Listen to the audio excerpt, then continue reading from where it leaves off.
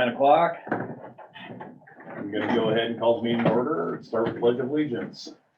I pledge allegiance to the flag of the United States of America and to the republic for which it stands, one nation, under God, indivisible, with liberty and justice for all.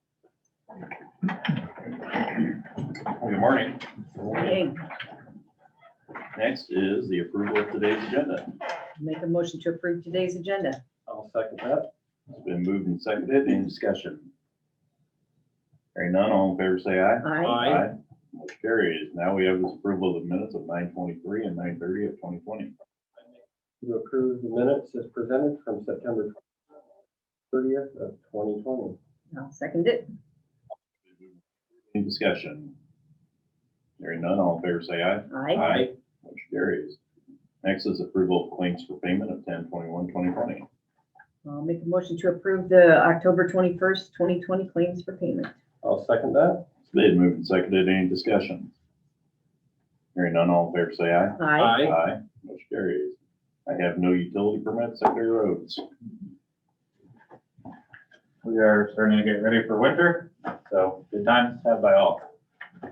And again, we have an auction coming up. We've already had quite a few people coming to look at stuff, so just reminding everybody of that. Cars, trucks. Yep, one Hoist, car, fire 4 mounted. trucks, vehicle hoist, and tire balancer. Yep, and somebody has looked at everything so far, so we got at least one interested party and everything. And we have some office equipment in there. Oh, yes, yep. Well, next, anything else for us? No. Next, we have is an amended resolution to vacate select streets and alleys of Cleves. So in Cleves, we have a bunch of fields that are roads. Yes. Yep. And did we already did the resolution once? Yeah, correcting. There were some typos. Typos and the spelling of, it's somebody's An O or a name. U. Exactly. So, okay. Lance, I'd make a motion to approve the resolution correcting resolution number 2020-16. I'll second it. It's been moved and seconded. Any discussion? Hearing none, roll call. BJ, Aye. Renee, Aye. Lance, Aye. Motion carries. Now I have is quick claim deeds for vacated streets and alleys in Lawn Hill. Yep, so you guys already did the vacations, probably earlier this year, don't remember when, but yep, so Joe has met with the abstract office and this is the wording they came up with all of them. I do have one question. It was brought up, did we split the roads 50/50? Most. But there's some, so then it was decided, because the co-op asked about that north part, and are looking, first of all, the fence has been there for years, so you kind of respect the fence, but at the same time, they don't have rights to it because it was a city road, and they're out of the city limits in the first place. Okay. So that was the only real conflict there. Otherwise, yeah, a couple times there's a fence that's been there for years, so you just respect the fence. Yeah, otherwise it was split down. Okay, so that went 100% to one landowner then, correct? Okay. I just remember that as part of it. Yep. Any other questions? I'll make a motion to approve the quick claim deeds for the vacated streets and alleys in Lawn Hill. I'll second that. It's been moved and seconded. Any discussion? There are 1, 2, 3. We are 7. 7 of them. Seven or eight. I think there's one that might be combined Oh, with that one. There are 7 of them. Any other discussion? Hearing no more, all in favor say aye. aye. Motion carries. Next I have is a resolution for road vacation public hearing easement of 170th Street. So this is our ground that we had to move the road this year because the Iowa River forced us to. So Elaine Ferris came in last Friday, maybe. So, and she signed off on it. So we own both parcels now, so now she wants the old road bid back. We're fine with that. So it's pretty much a straight flop, it's pretty much the same acreage. So this is just us, she asked us to vacate that land back to her. And so we need to set the hearing. Yep. And I was thinking November 18th, that way we wait till after the election and make sure you have a meeting on that day. So, I'd make a motion, first to set the hearing for the proposed vacation for 9:02 a.m. on the 18th of November 2020 in the large conference room at Hardin County Courthouse. I'll second it. Been moved and seconded. Any discussion? Roll call. BJ, Aye. Renee, Aye. Lance, Aye. Motion carries.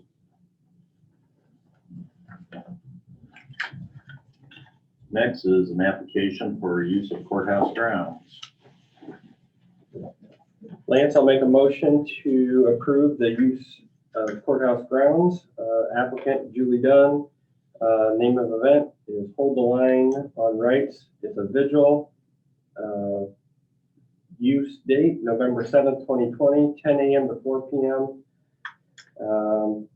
Number of participants, 5 to 30. Tables and chairs, they are going to require masks and physical distancing required. Okay, I'll second it. It's been moved and seconded. Any discussion? Hearing no more, all in favor say aye. Aye. Aye. Motion carries. Next we have is a letter of support for grant of headwaters of the South Skunk River. I'll make a motion to approve the letter of support for the grant for headwaters of the South Skunk River. I'll second that.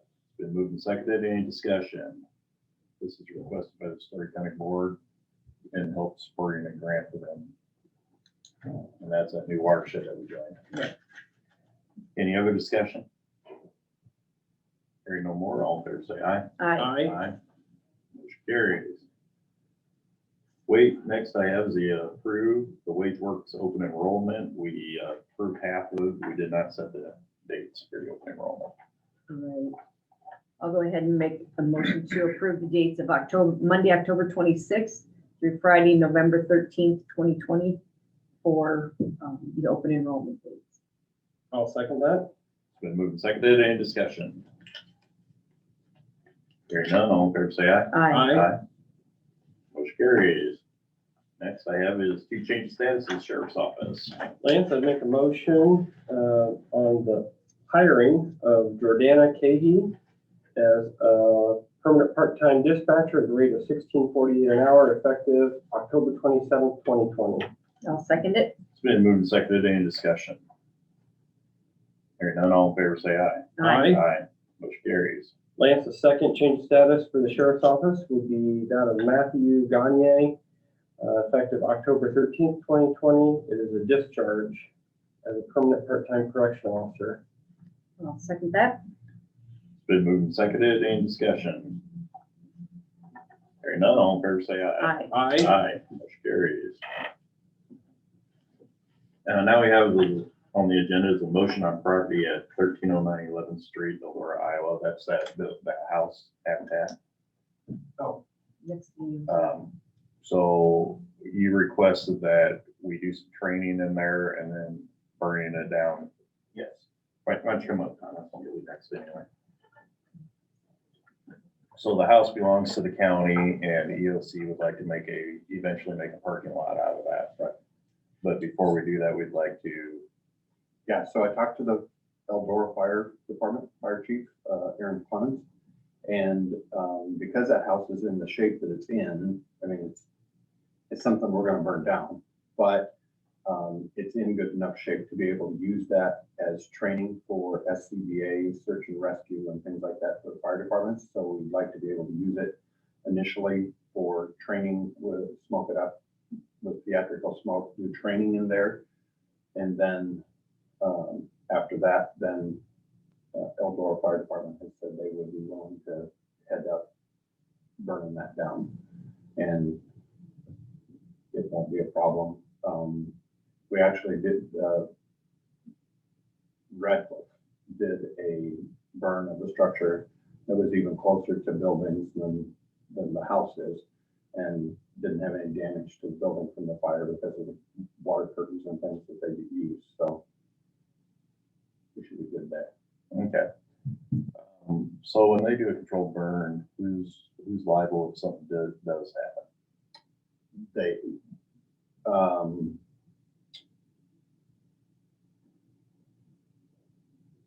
question. That's a good question. Okay. Let me check. But typically you can get a 1-day liability, $1 million coverage for a 1 day, a few $100 or whatever, and and cover the liability for that. Probably worth checking into. Yeah, I'll check that. I So, forgotten about that. okay, so we could go ahead and do all the smoking training exercises and everything there. Yeah, because the fire departments that come to train are under their insurance. So when a firefighter is at training, they're under the workers' comp for the community that they serve. Okay. So even if Radcliffe sends people over, they're still under Radcliffe's workers' comp for any injury while they're there. Because it's training and they're under the department. Okay, And the actual burning. Probably. Yeah, and then I'll talk to Aaron too. well, I think this house has been sitting there we've had it for 10 years probably now, and it needs to get off our insurance roll for one. It needs to get off our liability of owning it, and you need parking space. And I believe training exercises are great, but we've sold the house once and they never came and got it due to the cost of moving it. We've taken a lot of the woodwork out of this house and put it on the auction. I think the The goodies are furnace and gone. the water Yeah, all heater the and all good that. stuff. Yeah, All the good trim stuff is and- gone. Yeah, all the trim and baseboard and everything, I know Gary Vanderboom must have helped remove some of that too for something, and I know Jody did, so, yeah, I don't think there's anything of any value left in there, and so I think for the training purposes, it might meet some of your firefighter one training Yes. requirements, so, Well, it'll meet, so firefighters in the state of Iowa, firefighters need to document 24 hours of training every year. And so this would meet some of that. I think it'd be a good finish for it and support the community also. so Lance, in a motion, do you want, just to be utilized for fire department training and then demolished using a controlled burn once liabilities determined? I'm fine with that. Lance, I'd make a motion to allow fire departments to train in the property at 1309 11th Street in Eldora, and then burn the property down as long as liability can be worked out ahead of time. Seconded.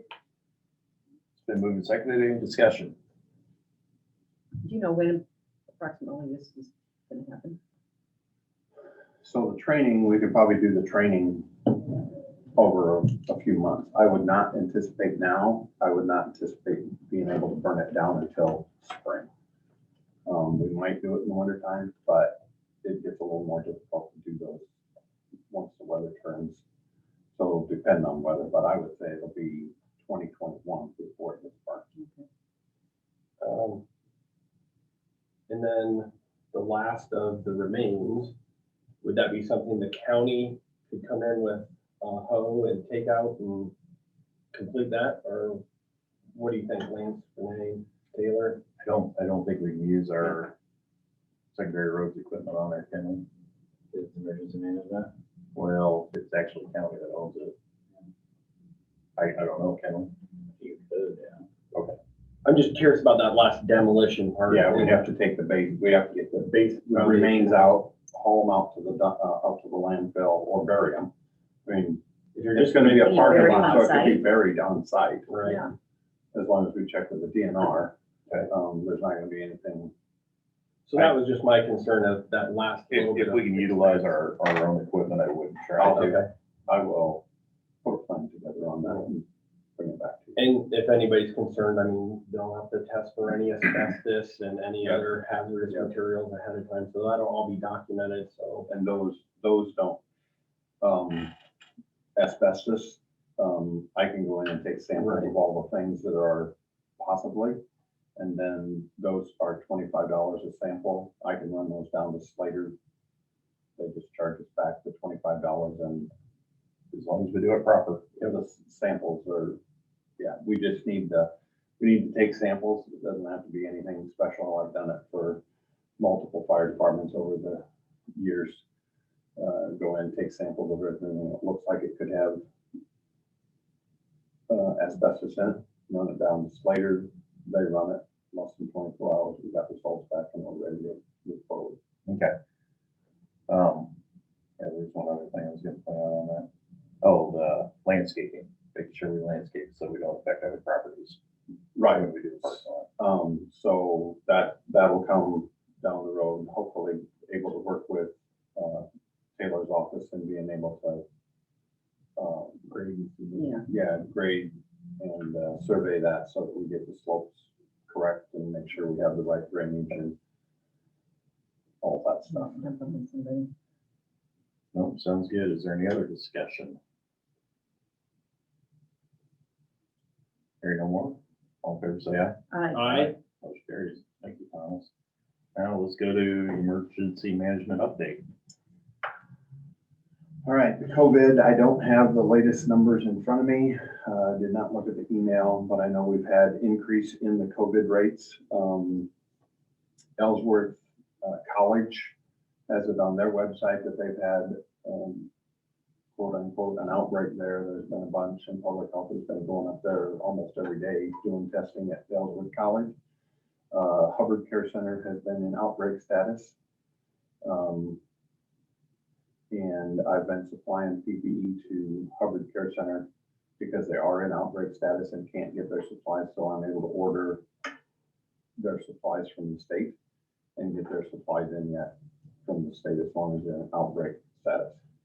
And then as far as the other thing on the COVID is that we're working, the EOC team is working with public health vaccination plan and point of dispensing plan or pod plan.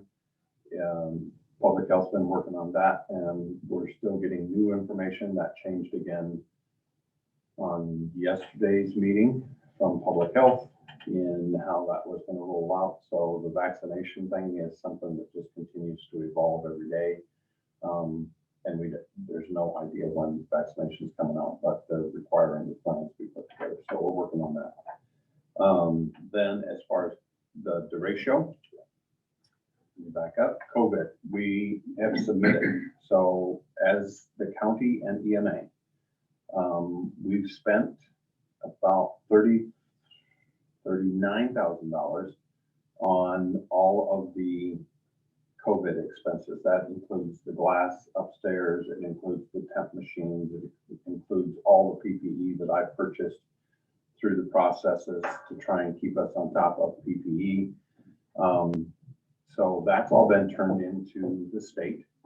And the email I received from Katie Waters, the public assistance director in public under that division, said that if we got that in, then the governor had taken some CARES money aside, set CARES money aside.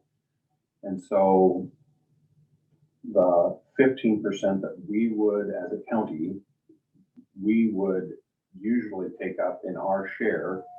So under public assistance, FEMA pays 75%, state pays 10%, and then the locals are expected to come up with the 15%. Under the CARES Act and the plan that Governor Reynolds came up with, that money's been set aside so that our local 15% will be paid out of CARES money. So anticipation is that we get 100% payback on everything that we've spent. Sounds great. So that's in the works. I'm just doing some cleanup stuff with the project officer in Des Moines. So hopefully hopefully we get 100% of that back. The ratio, I've been to Union multiple times, talked to the city council people, mayor, the tree contractor down there. We're moving forward on that. They were approved to put their request in. New Providence has been approved, their application's approved, so they're in for getting reimbursement through the public assistance program.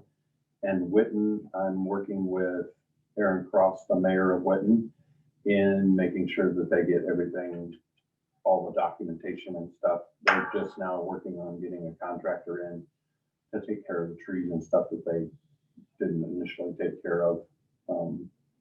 So there's 3 communities that are working on public assistance, and I'm working with those really closely, trying to make sure they get all their ducks in a row and all the T's crossed and the I's dotted.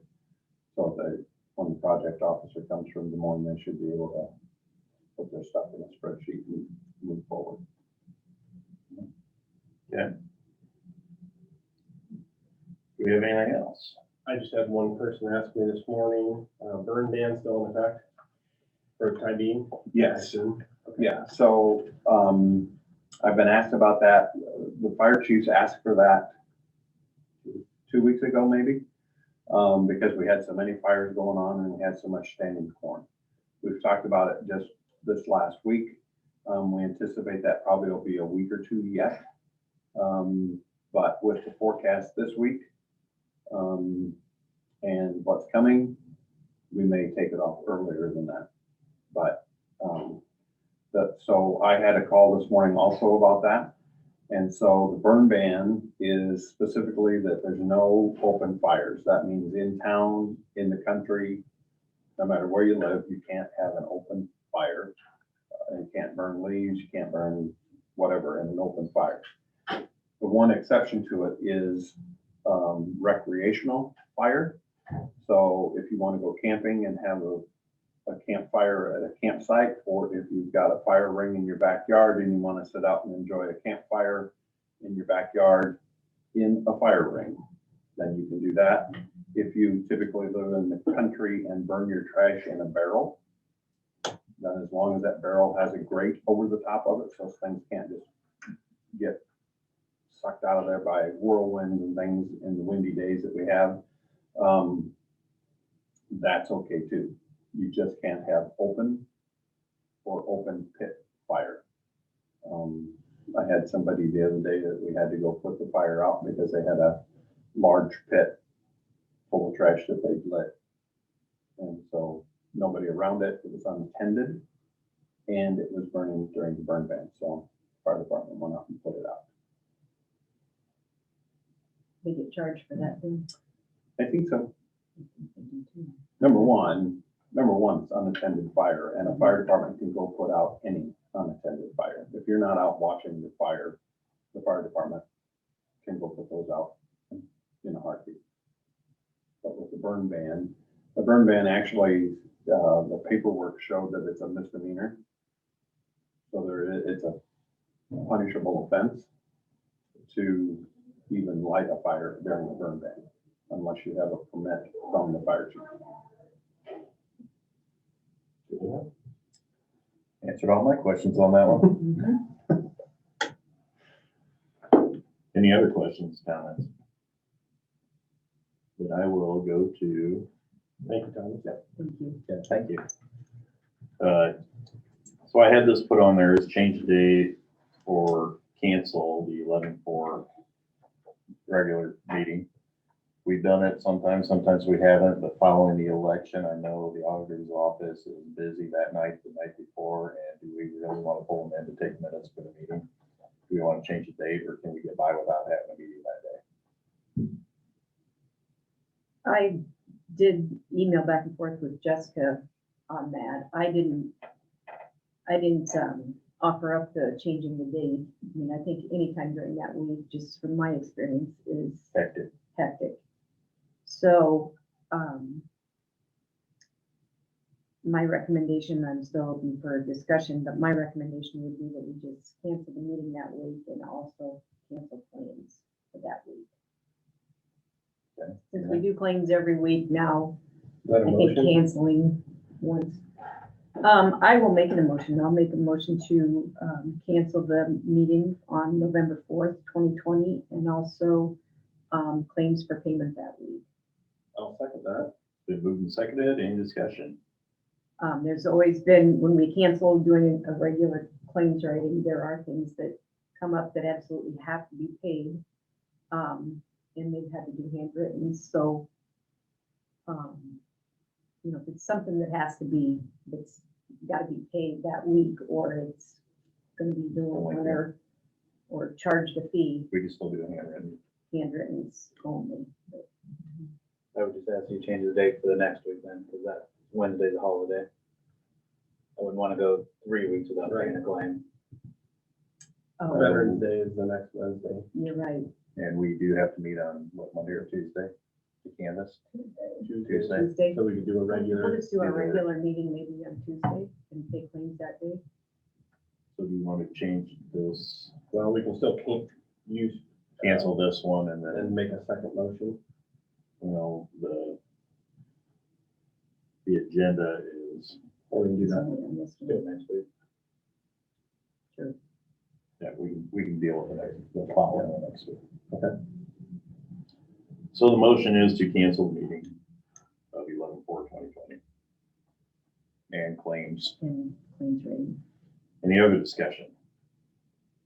Hearing no more, all in favor say aye. Aye. Aye, which carries. And then next week, can we have it put on the agenda for that following one? Let's open it up for public comments.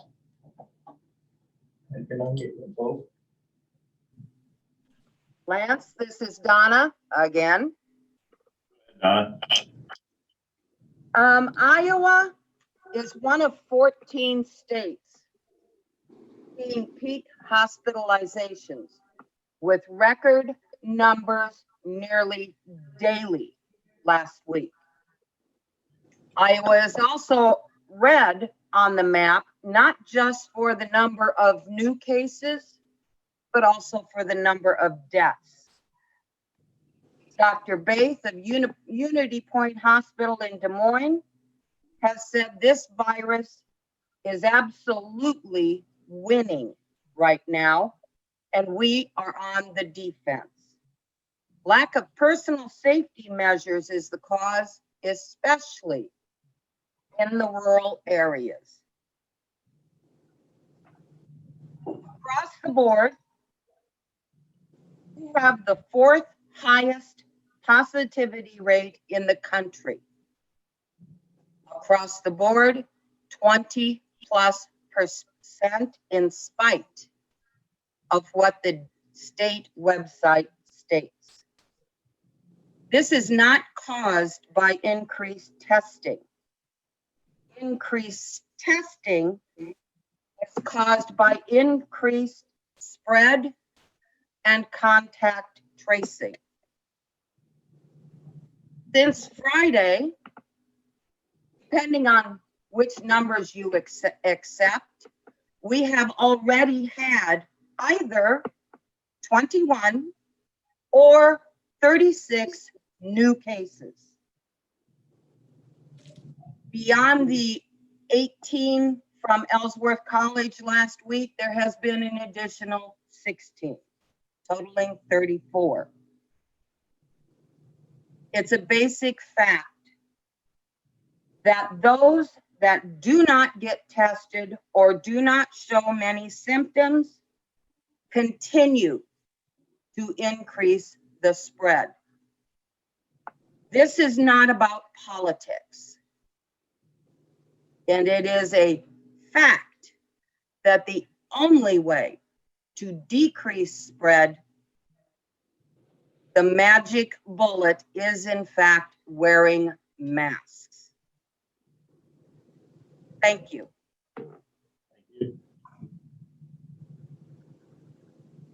Were there any other public comments? Julie Dunn, I have a question. Go ahead. Is it legal for a candidate to park a vehicle displaying campaign signs within 300 feet of the courthouse now that voting is taking place. Is that legal to do that? Anything within a voting area has to be removed. A vehicle has been removed already. Is it now parked 300 feet away? That's like a football field, right? If they got to move more than 300 feet or not. I'm sorry, what? I don't know where it moved to. I just know it was moved. Okay, I'm sure you'll follow up on that to make sure that that vehicle is outside the 300-foot limit. Okay, that's what I needed to know. Thank you. Are there any other public comments?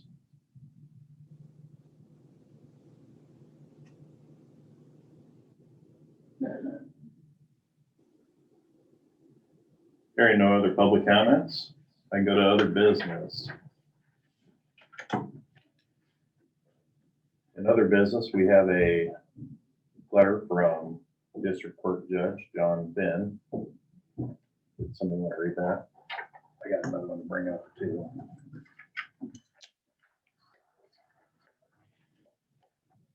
This was dated October 7th, 2020, addressed to the Board of Supervisors. It says, I want to thank you for allowing the court to conduct jury selection in the Hardin County Emergency Management Building. Mr. Thomas Creighton was very helpful in coordinating our efforts. We conducted jury selection in a civil trial on September 22nd, 2020, and we conducted a jury selection in a criminal jury on September 29th, 2020. The building allowed us to accommodate all jurors and implement the COVID-19 pandemic social distancing guidelines as required by the Iowa Supreme Court. For the civil trial, we only had to use the main room. However, for the criminal trial, due to the amount of prospective jurors, we also had to utilize the far east room as well. Both spaces worked well, with the only problem being the acoustics. I believe if there were some soundproof panels, the acoustics would vastly improve, as it would cut down the echo in the main room, allowing jurors to hear better in the far east room. Regardless of the acoustic issue, I do want to thank you for allowing us to use the building. I intend to continue to use the building for future trials. The IT personnel was also very helpful as well, which was greatly appreciated. If you have any questions, certainly feel free to contact me. Sincerely, John R. Flynn, the District Court Judge. And if you see him, you can pass on. We are getting acoustic tiles put in. So that's going to be a cost split between the county and the emergency management. Thank you. And the next, thanks for reading that. I was going through this one too. The next one I just wanted to point out is at the end of the year, 12/31/2020, we have 5 openings for terms are expiring for county magistrate appointing commission, 1 term ending for conservation board member, 3 terms ending for county board of health, 4 terms ending for mental health development disability advisory board,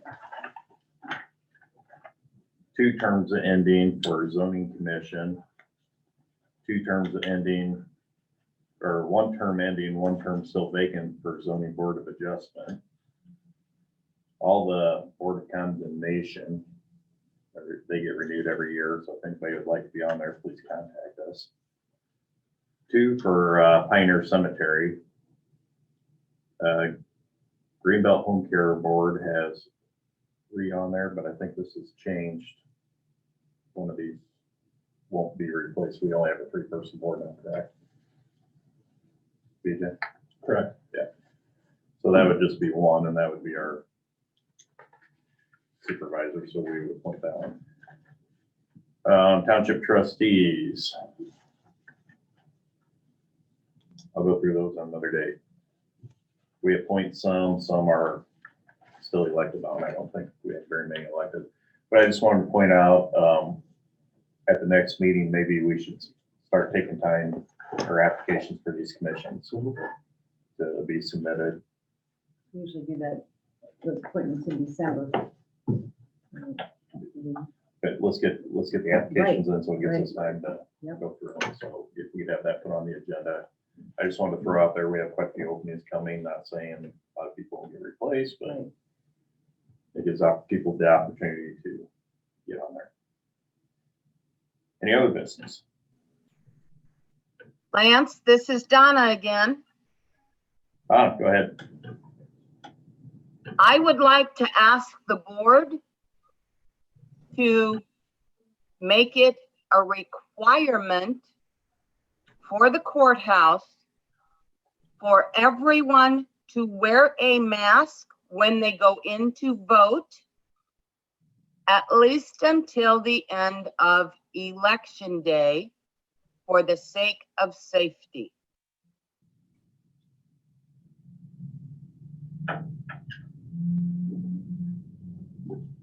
Can we put that on the agenda for next week? Okay.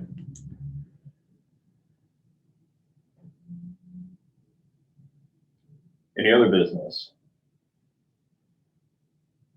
Hearing no more, I can either ask for adjournment or recess. I'd make a motion to adjourn. Second? Been moved and seconded. All in favor, say aye. Motion carries. We're adjourned.